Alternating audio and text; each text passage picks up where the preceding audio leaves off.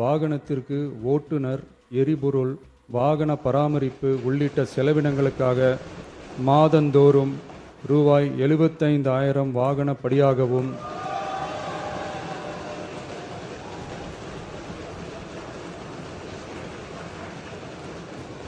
புல்லரிக்கக்கூடிய ஒரு விஷயமாக மனதிற்கு ஒரு என்ன சொல்றது, இன்னைக்கு நிறைய பேர் ஃபர்ஸ்ட் டைமா எம்எல்ஏ வந்திருக்காங்க, பொருளாதாரம் பின்பலம் இல்லாத ஒரு இடத்துல இருந்து வந்திருக்கிறாங்க. எதிர்கட்சியில இருக்கிறவங்களுக்கும் இது உண்மையிலேயே சந்தோஷமாக தான் இருக்கு. அவங்களுக்கு வெளிப்படுத்த முடியாது, அது எனக்கு தெரியும்.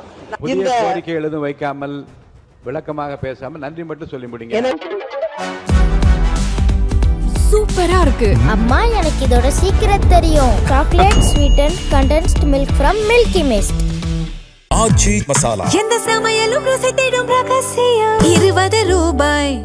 உலகில் தான் உற்பத்தி செய்யும் பாலை தனது சந்ததிகளுக்கு மட்டுமின்றி மனிதர்கள் உள்ளிட்ட பிற ஜீவராசிகளுக்கும் வழங்கி உயிரை காக்கும் பசுவை தெய்வமாக போற்றி வளர்த்து வருவது நமது பாரம்பரியத்தின் சிறப்பு. இன்றைய அறிவியல் உலகில் 1 லிட்டர் பாலை உற்பத்தி செய்வதற்காக பசுவின் உடலில் சுமார் 500 லிட்டர் இரத்தம் சுத்திகரிக்கப்படுவதாக கூறப்படும் போது பசுவின் உழைப்பை எண்ணி வியக்க தோன்றுகிறது.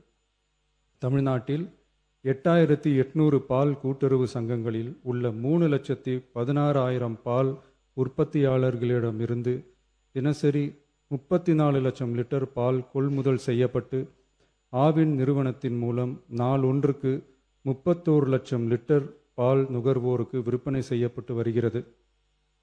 தற்போது 4.3% கொழுப்புச்சத்து மற்றும் 8.2% இதர சத்துகள் அடங்கிய 1 லிட்டர் பாலுக்கு கொள்முதல் விலையாக 35 ரூபாயும், மாநில ஊக்கத்தொகையாக 1 லிட்டர் பாலுக்கு 3 ரூபாயும் ஆக மொத்தம் 1 லிட்டருக்கு கொள்முதல் விலை 38 ரூபாய் 5/11/2022 முதல் வழங்கப்பட்டு வருகிறது.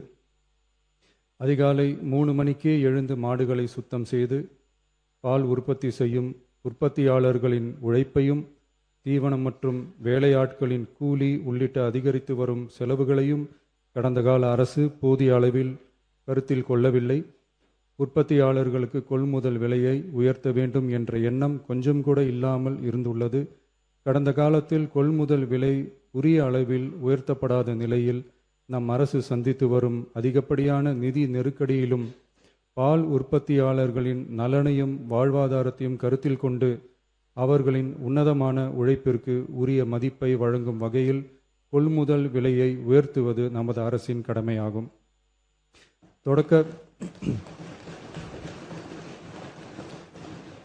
தொடக்க பால் உற்பத்தியாளர்கள் கூட்டுறவு சங்கங்களில் பால் வழங்கும் 3,16,000க்கு மேலான பால் உற்பத்தியாளர்கள் பயனடையும் வகையில் பால் கொள்முதல் விலையை லிட்டர் ஒன்றுக்கு கூட்டுறவு சங்கம் மூலமாக 1 ரூபாய் உயர்த்தவும், மேலும் அரசு ஊக்கத்தொகை 3 ரூபாயிலிருந்து 5 ரூபாயாக உயர்த்தவும் ஆக மொத்தம்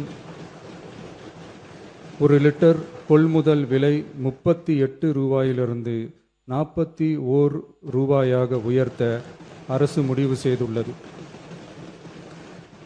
இந்த கொள்முதல் விலை உயர்வால் கூடுதலாக ஒரு மாதத்திற்கு ரூபாய் 30 கோடியும் ஒரு ஆண்டிற்கு 360 கோடியும் செலவாகும்.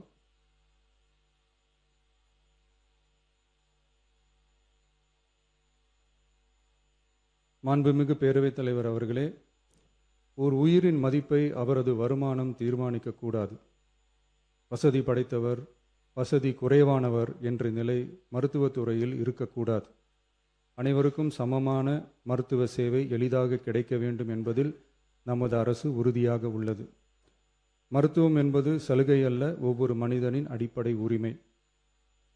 ஒரு மனிதனின் உயிரை காப்பாற்றுவதில் தாமதமாகும் ஒவ்வொரு நொடியும் மிக கொடியது. மருத்துவத்தை தேடி வரும் மக்களின் பாதையில் இருக்கும் தடைகளான வறுமை, தொலைவு, மருத்துவர் பற்றாக்குறை, மருந்துகளின் விலை, மருத்துவ விழிப்புணர்வு இல்லாமை, காத்திருப்பு, அவசர கால வசதியின்மை போன்றவற்றை படிப்படியாக அகற்றி ஏழை, பணக்காரர், கிராமம், நகரம் என்ற பாகுபாடின்றி ஒவ்வொருவருக்கும் தரமான மற்றும் எளிதான மருத்துவ சேவை கிடைக்க செய்வதை முதன்மையான நோக்கமாக கொண்டு செயல்பட்டு வருகிறது நமது அரசு. மாண்புமிகு பேரவைத் தலைவர் அவர்களே, மருத்துவம் மற்றும் மக்கள் நல்வாழ்வு துறையில் சில அறிவிப்புகளை சட்டப்பேரவை விதி 110 கீழ் இன்று வெளியிட விரும்புகிறேன். வடசென்னை மக்களுக்கு உயர்தர மருத்துவ சேவை எளிதில் கிடைக்கும் வகையில் பெரம்பூரில் ரூபாய் 300 கோடி மதிப்பீட்டில் 400 படுக்கைகள் கொண்ட உலக தரத்திலான பன்னோக்கு உயர் சிறப்பு மருத்துவமனை அமைக்கப்படும். முதலமைச்சரின் விரிவான மருத்துவ காப்பீட்டு திட்டத்தின் இலவச மருத்துவ சிகிச்சைக்கான மருத்துவ காப்பீட்டுத் தொகை ஆண்டொன்றுக்கு தற்போதுள்ள 5 லட்சத்திலிருந்து ரூபாய் 25 லட்சமாக உயர்த்தப்படும்.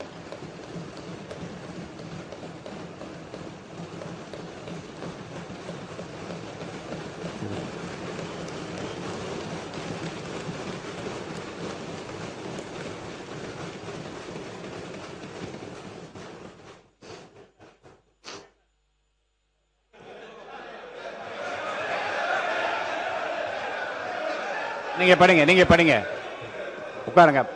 மாநில உறுப்பினர் ஆசிரியர் உட்காருங்க. பேரவை முன்னவர் உட்காருங்க. அப்புறம் எடுக்கலாம். உட்காருங்க.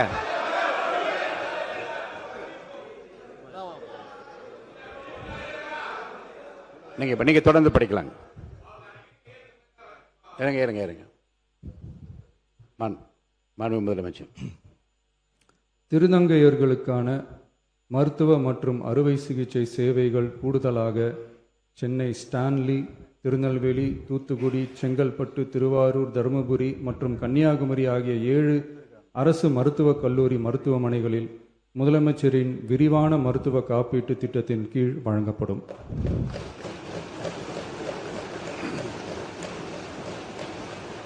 தமிழ்நாட்டில் 2014 ஆம் ஆண்டிற்கு பிறகு புதிய அரசு செவிலியர் கல்லூரிகள் தொடங்கப்படாத நிலையில் தரமான மருத்துவ சேவைக்கு தேவையான செவிலியர், மருந்தியல் மற்றும் துணை மருத்துவ பணியாளர்களை உருவாக்கும் வகையில் அரசு மருத்துவக் கல்லூரிகளில் ரூபாய் 351 கோடி மதிப்பீட்டில் கூடுதல் மாணவர் சேர்க்கை இடங்கள் உருவாக்கப்படும்.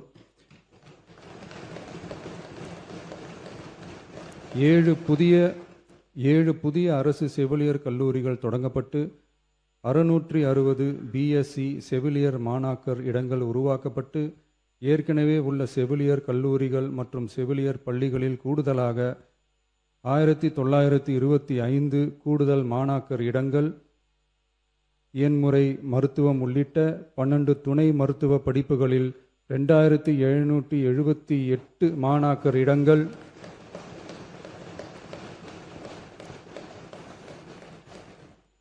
மருந்தியல் படிப்புகளில் 735 கூடுதல் இடங்கள் என மொத்தம் சுமார் 6998 கூடுதல் மாணாக்கர் இடங்கள் உருவாக்கப்படும். தமிழ்நாட்டில் அதிகரித்து வரும் புற்றுநோய்களை தடுக்கவும் தரமான சிகிச்சை வழங்கவும் முதலமைச்சரின் புற்றுநோய் பராமரிப்பு இயக்கம் chief ministers cancer care mission 677 கோடியே 44 லட்சம் ரூபாய் மதிப்பீட்டில் மேம்படுத்தப்படும்.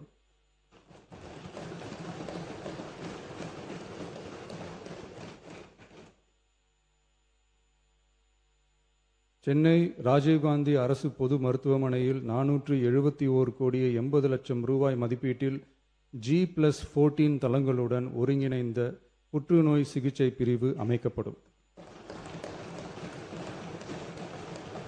மேலும் 5 மண்டல புற்றுநோய் மையங்கள் regional cancer care centres Thanjavur, Coimbatore, Madurai, Tirunelveli மற்றும் விழுப்புரம் ஆகிய மருத்துவக் கல்லூரி மருத்துவமனைகளில் நிறுவப்படும்.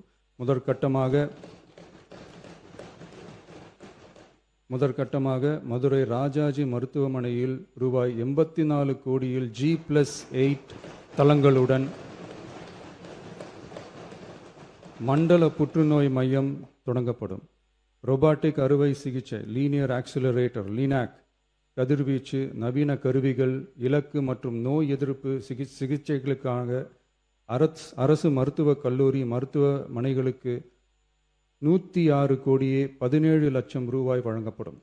மருத்துவர்களுக்கு பயிற்சியும் நோயாளிகளுக்கு ஊட்டச்சத்து ஆதரவும் 2,77,00,000 ரூபாய் அளிக்கப்படும்.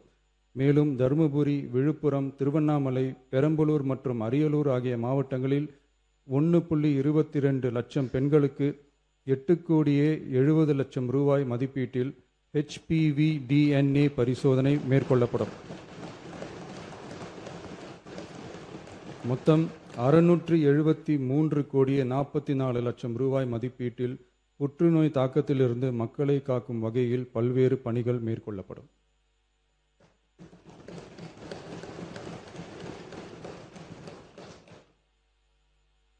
மாண்புமிகு பேரவைத் தலைவர் அவர்களே,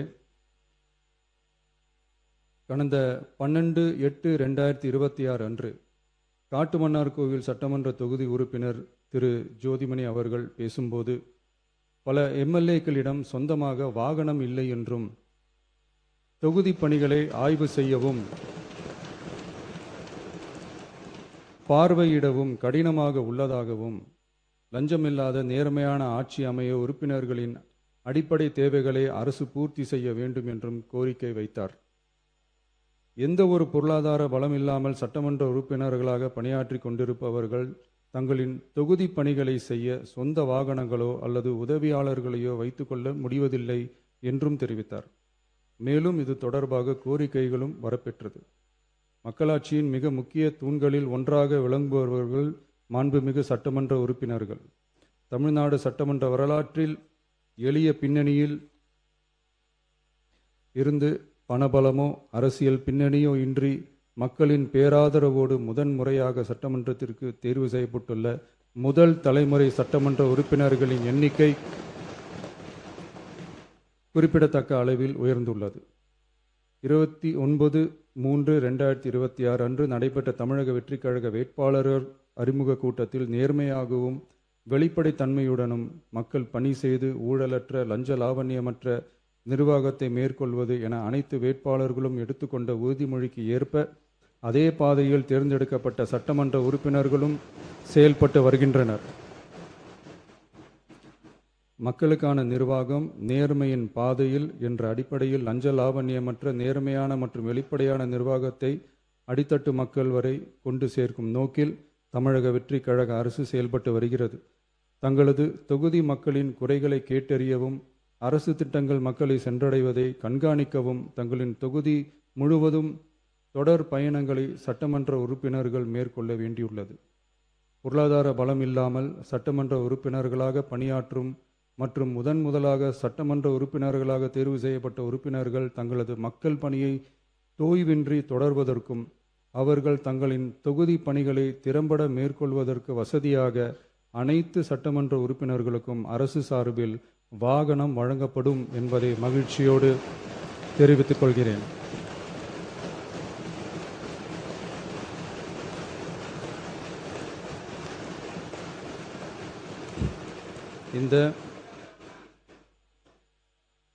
இந்த அறிவிப்பு சட்டமன்ற உறுப்பினர்கள் தங்களின் பயண தேவைகளுக்காக பிறரை சார்ந்து இருப்பதை தடுத்து அவர்கள் எவ்வித சமரசமும் இன்றி சுதந்திரமாகவும் நேர்மையாகவும் தங்களின் தொகுதிக்கு உட்பட்ட கிராமப்புற மற்றும் தொலைதூர பகுதிகளுக்கு எளிதாக பயணம் செய்து தொகுதி முழுவதும் உள்ள மக்களை நேரடியாக சந்தித்து அவர்களின் குறைகளுக்கு தீர்வு காண வழிவகுக்கும். அதோடு மட்டுமின்றி சட்டமன்ற உறுப்பினர்களின் பொருளாதார சுமையை குறைத்து கடைக்கோடி மக்களுக்கு லஞ்ச லாவண்யமற்ற நேர்மையான மற்றும் வெளிப்படையான நிர்வாகத்தை அளிக்கவும் உதவும்.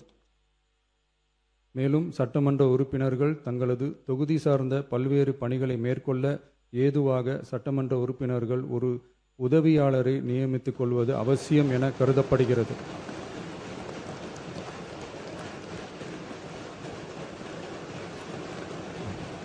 எனவே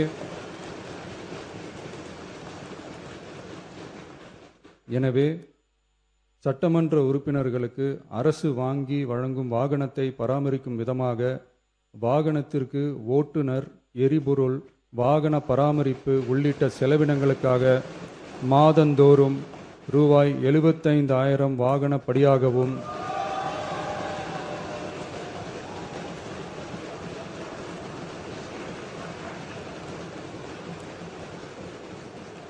அலுவலக பணிகளில் உதவி செய்ய ஓர் உதவியாளரை நியமித்துக் கொள்ள மாதந்தோறும் ரூபாய் 25,000 உதவியாளர் படியாகவும்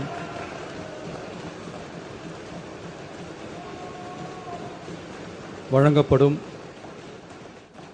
இதற்காக உரிய சட்டத்தில் திருத்தங்கள் மேற்கொண்டு ஆணைகள் வெளியிடப்படும் என்பதையும் தெரிவித்துக் கொள்கிறேன். நன்றி. மாண்புமிகு உறுப்பினர் ஜோதிமணி அவர்கள். தமிழக முதல்வர் அவர்களே மற்றும் அமைச்சர் பெருமக்களே, எதிர்க்கட்சி தலைவர் அவர்களே மற்றும் சட்டமன்ற உறுப்பினர்களே, உங்கள் அனைவருக்கும் ஐயா தென்னாட்டு அம்பேத்கர் இளைய பெருமாள் நல்லாசியுடன் அண்ணன் தொல் திருமாவளவன் அவர்களின் ஆசீர்வாதத்துடன் என்னுடைய கன்னி பேச்சில் நான் வைத்த கோரிக்கையை ஏற்று அனைத்து சட்டமன்ற உறுப்பினர்கள் என்ற கோரிக்கையின் அடிப்படையில் நான் எனக்காக கேட்கவில்லை, இருந்தாலும் வருகின்ற சட்டமன்றத்தில் இருக்கின்ற அனைத்து உறுப்பினர்களும் இதை பயன்படுவார்கள் என்ற பரந்த மனப்பான்மையோடு நான் கேட்டதை நிறைவேற்றி தந்த ஐயா முதல்வர் அவர்களுக்கும் பேரவை தலைவர் அவர்களுக்கும் மற்றும் உறுப்பினர்களுக்கும் என் மனமார்ந்த நன்றியை தெரிவித்துக் கொள்கிறேன். நன்றி, வணக்கம்.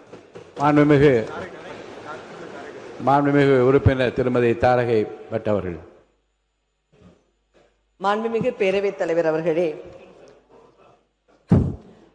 உண்மையிலேயே புல்லரிக்கக்கூடிய ஒரு விஷயமாக மனதிற்கு ஒரு என்ன சொல்றது, இன்னைக்கு நிறைய பேர் வந்து ஃபர்ஸ்ட் டைமா எம்எல்ஏ வந்திருக்காங்க, பொருளாதாரம் பின்பலம் இல்லாத ஒரு இடத்துல இருந்து வந்திருக்கிறாங்க. அவர்களுக்கெல்லாம் இன்றைக்கு நமக்கு இன்னைக்கு ஒரு காரு, சட்டமன்ற உறுப்பினர்களுக்கான காரு, டிரைவருக்கான சேலரி, பிளஸ் அந்த இது உதவியாளர்களுக்கான சேலரி எல்லாம் கவர்மெண்டே நம்ம அரசாங்கம் கொடுக்குன்னு சொல்ற டைம்ல எதிர்கட்சியில இருக்கிறவங்களுக்கும் இது உண்மையிலேயே சந்தோஷமாக தான் இருக்கும். அவங்களுக்கு வெளிப்படுத்த முடியாது, அது எனக்கு தெரியும். நாங்களும் அங்க இருந்தாலும் இதுதான் பண்ணியிருப்பாங்க யார் இருந்தாலும். எனவே இது மாண்புமிகு முதலமைச்சர் அவர்களுக்கு என்னுடைய வணக்கத்தையும் வாழ்த்துக்களையும் தெரிவித்துக் கொள்கிறேன். அதே போல இன்றைக்கு 110 கீழ் கொடுத்தக்கூடிய அனைத்து விதிகளையும் பார்த்தோன்னா இந்த அரசு மக்களுக்கான அரசு என்பதை திரும்ப திரும்ப சொல்லிக் கொண்டிருக்கிறார்கள். இந்த அரசில் கூடுதலாக, ஏன்னா முதலமைச்சர் விரிவான காப்பீடு திட்டத்தில் 5 லட்சம் வந்து கண்டிப்பா அந்த மக்களுக்கு நமக்கு தெரியாது. ஆனா இப்போ 25 lakhs ஆக இன்க்ரீஸ் பண்ணி கொடுத்திருக்கிறது. அதுவும் ஏன்னா எல்லா இடத்துலயுமே எல்லா மற்ற கவர்மெண்ட் அதர் கண்ட்ரீஸ்ல நம்ம பார்த்தோம்னா மருத்துவ சேவை என்பது கவர்மெண்ட் தான் நமக்கு கொடுத்துட்டு இருந்து. ஆனால் இன்றைக்கு இந்தியாவிலேயே தமிழகத்தில் மருத்துவ சேவை நமக்கு கவர்மெண்ட் கொடுக்கும், 25 லட்சம் ரூபாய் கொடுக்கும்னு சொல்றது அதுவும் ஒவ்வொரு சாமானிய மக்களுக்கும் பெருமையான ஒரு நன்றி மட்டும் சொன்ன திட்டத்தை சொல்லணும் இல்ல புதிய, அதாவது எனவே இந்த கோரிக்கை எழுதும் வைக்காமல் விளக்கமாக பேசாமல் நன்றி மட்டும் சொல்லி முடிங்க. எனவே மாண்புமிகு முதலமைச்சர் அவர்களுக்கு காங்கிரஸ் பேரியக்கத்தின் சார்பாக எங்களுடைய நன்றியை தெரிவித்துக் கொள்கிறோம். மாண்புமிகு பள்ளிக்கல்வித்துறை